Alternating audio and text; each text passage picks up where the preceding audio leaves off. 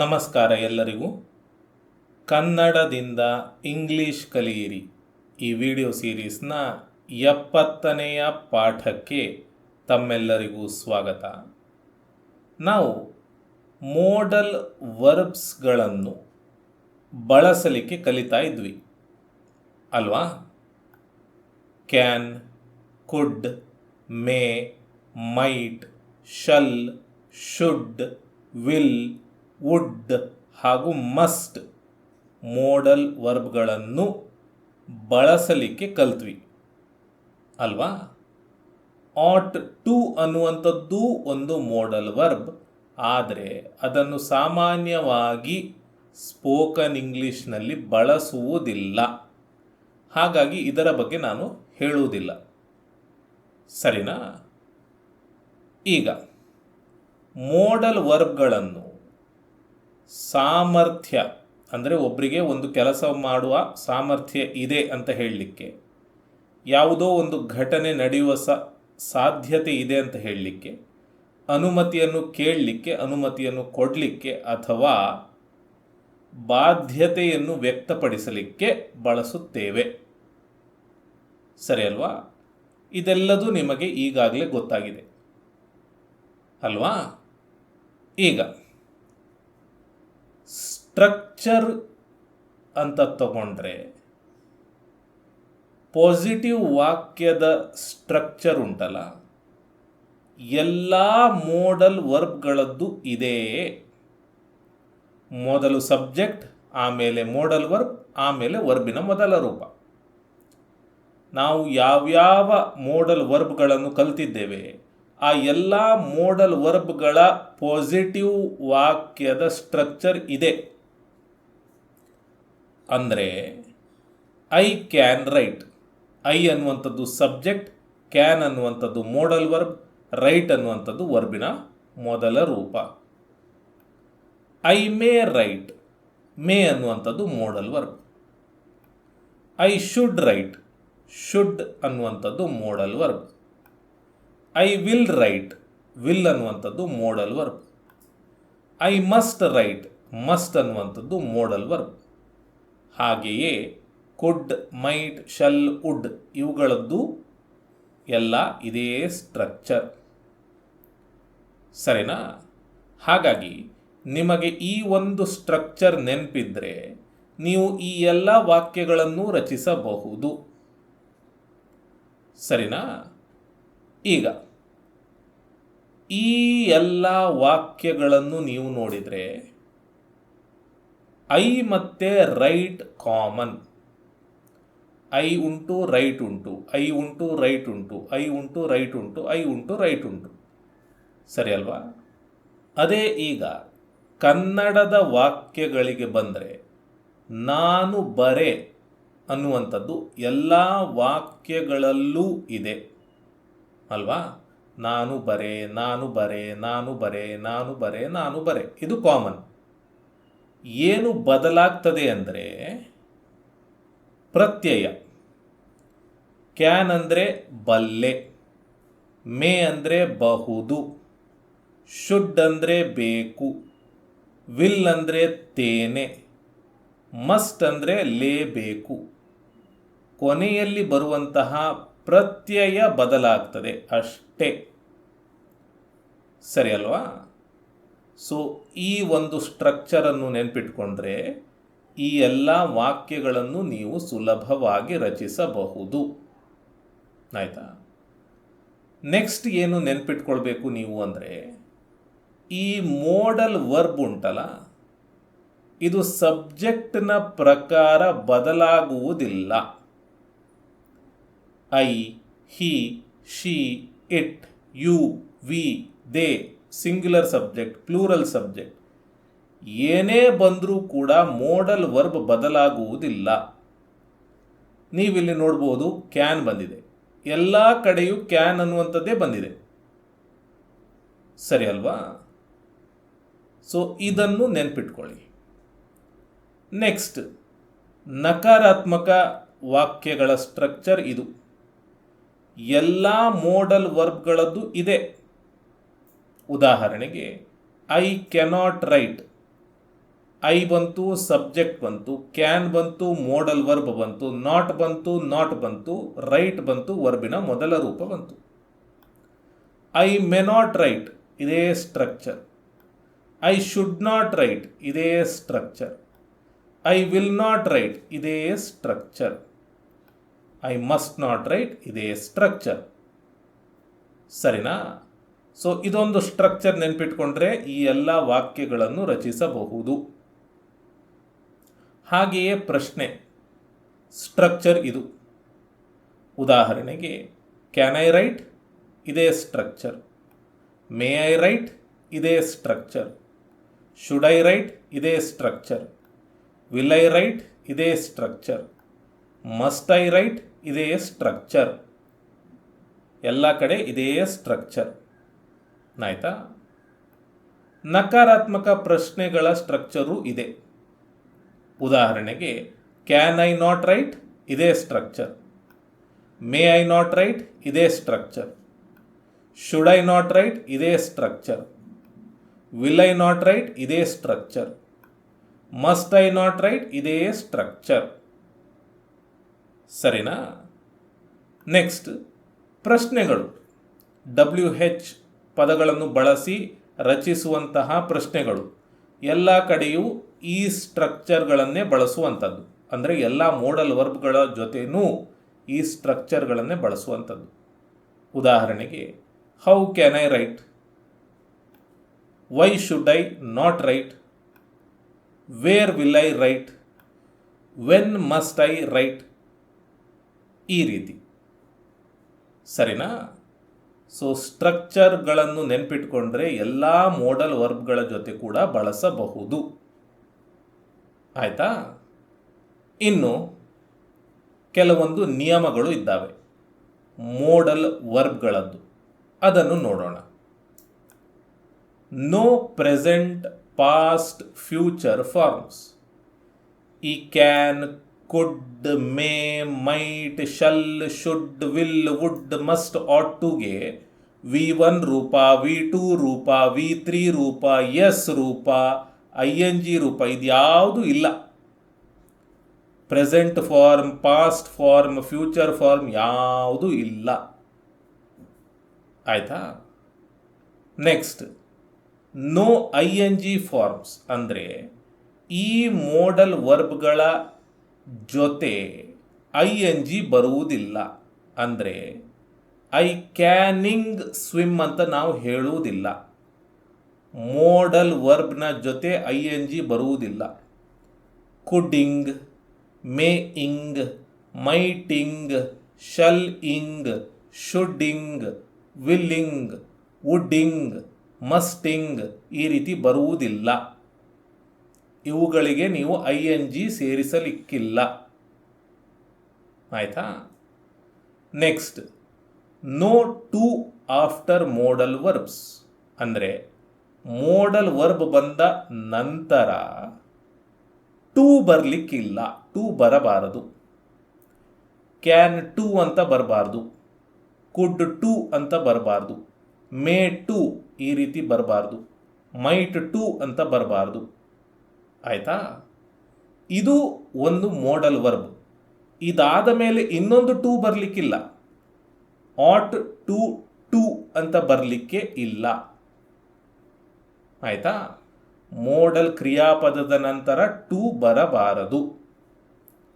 Next, cannot mix different modals ಅಂದರೆ ಒಂದಕ್ಕಿಂತ ಜಾಸ್ತಿ ಮೋಡಲ್ ವರ್ಬ್ಗಳು ಒಟ್ಟಿಗೆ ಬರಲಿಕ್ಕಿಲ್ಲ. ಉದಾಹರಣೆಗೆ, he will can eat this ಅಂತ ಹೇಳಿದರೆ ತಪ್ಪು. ವಿಲ್ ಒಂದು ಮೋಡಲ್ ವರ್ಬ್, ಕ್ಯಾನ್ ಒಂದು ಮೋಡಲ್ ವರ್ಬ್ ಅಲ್ವಾ?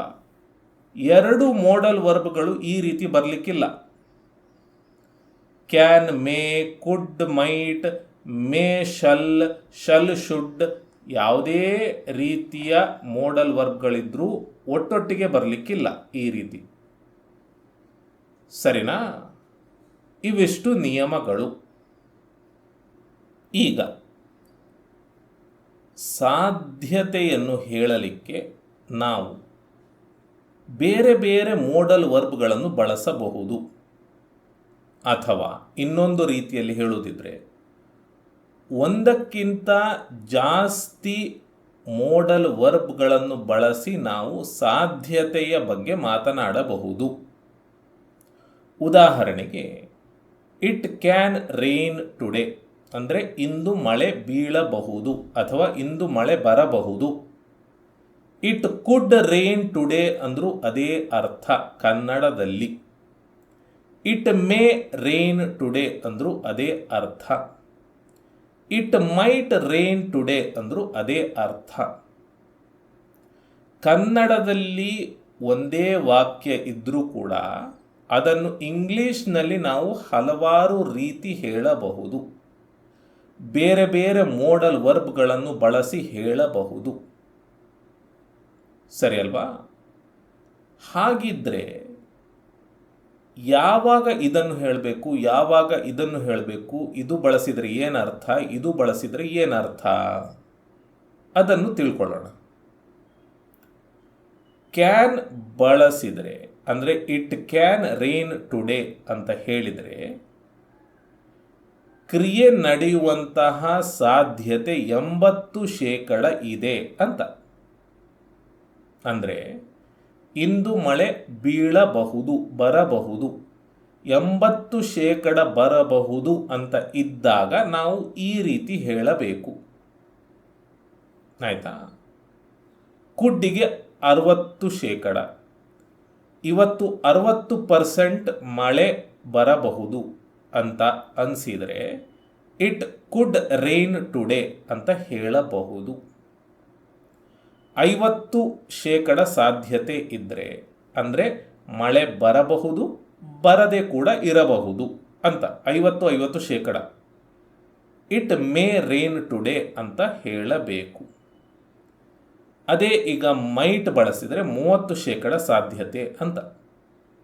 ಅಂದರೆ ಮಳೆ ಬರುವ ಸಾಧ್ಯತೆ ಕಡಿಮೆ ಇದ್ದರೆ, ಸಾಧ್ಯತೆ ಇದೆ ಆದರೆ ಕಡಿಮೆ ಇದೆ ಅಂತ ಆದರೆ ಇಟ್ ಮೈಟ್ ರೇನ್ ಟುಡೇ ಅಂತ ಹೇಳಬೇಕು. ಸರಿನಾ?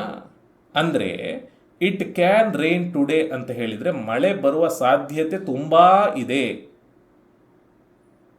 ಬರದೇ ಇರುವಂತಹ ಸಾಧ್ಯತೆ ಕಡಿಮೆ ಇದೆ ಅಂತ ಅರ್ಥ. ಇಟ್ ಕುಡ್ ರೇನ್ ಟುಡೇ ಅಂದರೆ ಇದಕ್ಕಿಂತ ಸ್ವಲ್ಪ ಕಡಿಮೆ, ಮಳೆ ಬರುವ ಸಾಧ್ಯತೆ ತುಂಬ ಇದೆ ಆದರೆ ಇಲ್ಲಿ ಹೇಳಿದಷ್ಟು ಅಲ್ಲ ಅಷ್ಟೇ. ಇಟ್ ಮೇ ರೇನ್ ಟುಡೇ ಅಂದರೆ ಮಳೆ ಬರುವ ಸಾಧ್ಯತೆ ಬರದೇ ಇರುವ ಸಾಧ್ಯತೆ ಸಮ ಅಂತ. ಇಟ್ ಮೈಟ್ ರೇನ್ ಟುಡೇ ಅಂದರೆ ಮಳೆ ಬರದೇ ಇರುವ ಸಾಧ್ಯತೆ ಜಾಸ್ತಿ, ಮಳೆ ಬರುವ ಸಾಧ್ಯತೆ ಕಡಿಮೆ ಅಂತ. ಸರಿನಾ? ಆದರೆ ನನ್ನ ಅಭಿಪ್ರಾಯದ ಪ್ರಕಾರ ನೀವು ಯಾವುದನ್ನಾದರೂ ಯಾವಾಗ ಬೇಕಾದರೂ ಬಳಸಿ. ಆಯಿತಾ? It can rain today, it could rain today, it may rain today, it might rain today, 4 ವಾಕ್ಯಗಳ ಅರ್ಥ ಇಂದು ಮಳೆ ಬರಬಹುದು ಅಂತಾನೆ. ನೀವೀಗ ಕ್ಯಾನ್ ಬಳಸಿದ್ರಿ ಅಂತ ಮಾಡಿ, ಇನ್ನೊಬ್ಬರು ಯೋಚನೆ ಮಾಡ್ತಾರಾ ಅದನ್ನು? ಇವರು ಕ್ಯಾನ್ ಬಳಸಿದ್ರು ಹಾಗಾಗಿ 80% ಮಳೆ ಬೀಳುವ ಸಾಧ್ಯತೆ ಇದೆ ಅಂತ ಮತ್ತೊಬ್ಬರು ತಿಳ್ಕೊಳ್ತಾರಾ? ಇಲ್ಲ. ಮತ್ತೊಬ್ಬರಿಗೆ ನೀವು ಹೇಳುವ ವಾಕ್ಯದ ಅರ್ಥ ಗೊತ್ತಾಗ್ತದೆ. ಹಾಗಾಗಿ ಇದನ್ನೆಲ್ಲ ನೆನ್ಪಿಟ್ಕೊಳ್ಳುವ ಅಗತ್ಯ ಇಲ್ಲ. ನೆನ್ಪಿಟ್ಕೊಂಡ್ರೆ ನೆನ್ಪಿಟ್ಕೊಳ್ಳಿ, ಅದು ನಿಮಗೆ ಬಿಟ್ಟಿದ್ದು. ನನ್ನ ಅಭಿಪ್ರಾಯದ ಪ್ರಕಾರ ನಿಮ್ಮ ಬಾಯಿಗೆ ಯಾವ ವಾಕ್ಯ ಬರ್ತದೋ ಅದನ್ನು ಹೇಳಿ ಅಷ್ಟೇ. ಆಯಿತಾ? ನೆಕ್ಸ್ಟ್, ಅನುಮತಿಯನ್ನು ನಾವು ಬೇರೆ ಬೇರೆ ಮೋಡಲ್ ವರ್ಬ್ಗಳನ್ನು ಬಳಸಿ ಕೇಳಬಹುದು. ಉದಾಹರಣೆಗೆ can he come with us, ಅವನು ನಮ್ಮೊಂದಿಗೆ ಬರಬಹುದೇ? Could he come with us? May he come with us? Would you mind if he came with us? ಈ ರೀತಿ ಹೇಳ್ತೇವೆ. ಇದರ ಬಗ್ಗೆ ತಲೆಬಿಸಿ ಮಾಡಬೇಡಿ, ಆಯಿತಾ? But can, could, may, would ಇವುಗಳನ್ನೆಲ್ಲ ಬಳಸಿ ನಾವು ಅದೇ ವಾಕ್ಯವನ್ನೇ ಹೇಳುವಂಥದ್ದು. ಕನ್ನಡದಲ್ಲಿ ಇದೇ ವಾಕ್ಯ. ಸರಿನಾ? ಈಗ ಇದರ ಅರ್ಥ ಏನು, ಇದರ ಅರ್ಥ ಏನು, ಇದನ್ನು ಯಾವಾಗ ಬಳಸಬೇಕು, ಇದು ಬಳಸಿದರೆ ಏನರ್ಥ, ಅದನ್ನು ನೋಡೋಣ. ಕ್ಯಾನ್ ಬಳಸಿದರೆ 40% ವಿನಯತೆ ಇದ್ದ ಹಾಗೆ. Can he come with us ಅಂತ ಹೇಳಿದರೆ 40% ವಿನಯವಾಗಿ ಹೇಳಿದ ಹಾಗೆ ಆಗ್ತದೆ. ಕುಡ್ ಬಳಸಿದರೆ 60% ವಿನಯತೆ, ಅಂದರೆ ಇದಕ್ಕಿಂತ ಜಾಸ್ತಿ ವಿನಯವಾಗಿ ಕೇಳಿದ ಹಾಗೆ ಇದು.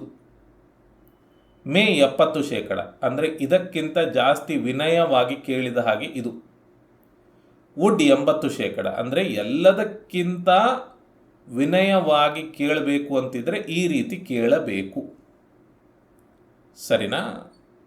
ಆದರೆ ನನ್ನ ಅಭಿಪ್ರಾಯ, ಯಾವುದನ್ನಾದರೂ ಬಳಸಿ, ಏನು ತೊಂದರೆ ಇಲ್ಲ. ಆಯಿತಾ? ನೆಕ್ಸ್ಟ್, ಸಲಹೆ ಕೊಡುವಾಗ ಕೂಡ ಬೇರೆ ಬೇರೆ ಮೋಡಲ್ ವರ್ಬ್ಗಳನ್ನು ಬಳಸಬಹುದು. ಉದಾಹರಣೆಗೆ, you could get a hair cut, ಅಂದರೆ ನೀನು ಕ್ಷೌರ ಮಾಡಿಸಬಹುದು, ಅಂದರೆ ಸಲಹೆ ಮಾಡಿಸಿದರೆ ಒಳ್ಳೆಯದು ಅಂತ. ಆಯಿತಾ? You may want to get a hair cut, ಇಲ್ಲಿ ಮೇ ಬಳಸಿ ವಾಂಟ್ ಟು ಬಳಸಿ ಹೇಳ್ತೇವೆ. ಇದರ ಬಗ್ಗೆ ನಾನು ನಿಮಗೆ ಹೇಳ್ಕೊಡ್ಲಿಲ್ಲ, ಕಲಿಯುವ ಅಗತ್ಯ ಕೂಡ ಇಲ್ಲ. ಆಯಿತಾ? You may want to get a hair cut, ಅಂದರೆ ನೀನು ಕ್ಷೌರ ಮಾಡಿಸಬೇಕು. You might want to get a hair cut, ನೀನು ಕ್ಷೌರ ಮಾಡಿಸಬೇಕು. You should get a hair cut, ನೀನು ಕ್ಷೌರ ಮಾಡಿಸಬೇಕು. You must get a hair cut, ನೀನು ಕ್ಷೌರ ಮಾಡಿಸಿಕೊಳ್ಳಲೇಬೇಕು ಅಂತ. ಆಯಿತಾ? ಎಲ್ಲದರ ಅರ್ಥ ಒಂದೇ. ಆದರೆ ಕುಡ್ ಬಳಸಿದರೆ, ಮೇ ಬಳಸಿದರೆ, ಮೈಟ್, ಶುಡ್, ಮಸ್ಟ್ ಬಳಸಿದರೆ ಸ್ವಲ್ಪ ಶಕ್ತಿ ಜಾಸ್ತಿ ಇರ್ತದೆ. ಅಂದರೆ ಕುಡ್ ಬಳಸಿದರೆ ಆ ಒಂದು ಸಲಹೆಗೆ 40% ಶಕ್ತಿ ಉಂಟು, ತೂಕ ಉಂಟು ಅಂತ ಅರ್ಥ. ಮೇ ವಾಂಟ್ ಟು ಬಳಸಿದರೆ 60%, ಮೈಟ್ ವಾಂಟ್ ಟು ಬಳಸಿದರೆ 70%, ಶುಡ್ ಬಳಸಿದರೆ 80%, ಮಸ್ಟ್ ಬಳಸಿದರೆ 100% ಅಂತ ಅರ್ಥ. ಅಂದರೆ ಮಸ್ಟ್ ಬಳಸಿ ಹೇಳಿದರೆ ಕ್ಷೌರ ಮಾಡಿಸ್ಕೊಳ್ಳೇಬೇಕು, ಬೇರೆ ಉಪಾಯ ಇಲ್ಲ ಅಂತ ಹೇಳಿದ ಹಾಗೆ ಆಗ್ತದೆ. ಅಂದರೆ ಈ ಒಂದು ವಾಕ್ಯಕ್ಕೆ ಇರುವಂತಹ ತೂಕ, ಬೆಲೆ 100% ಅಂತ. ಸರಿನಾ? ಹಾಗಾಗಿ ನನ್ನ ಅಭಿಪ್ರಾಯ ಏನು ಅಂದರೆ, ಕುಡ್, ಶುಡ್ ಅನ್ನು ಬಳಸಿ ಸಲಹೆಯನ್ನು ಕೊಡಿ. ಕುಡ್ಡನ್ನಾದರೂ ಬಳಸಿ, ಶುಡ್ಡನ್ನಾದರೂ ಬಳಸಿ. ಖಡಾಖಂಡಿತವಾಗಿ ಹೇಳಬೇಕು ಅಂತಿದ್ರೆ ಮಸ್ಟ್ ಬಳಸಿ ಅಷ್ಟೇ. ಇವುಗಳನ್ನೆಲ್ಲ ನೆನ್ಪಿಟ್ಕೊಳ್ಳುವ ಅಗತ್ಯವೇ ಇಲ್ಲ. ಸರಿನಾ?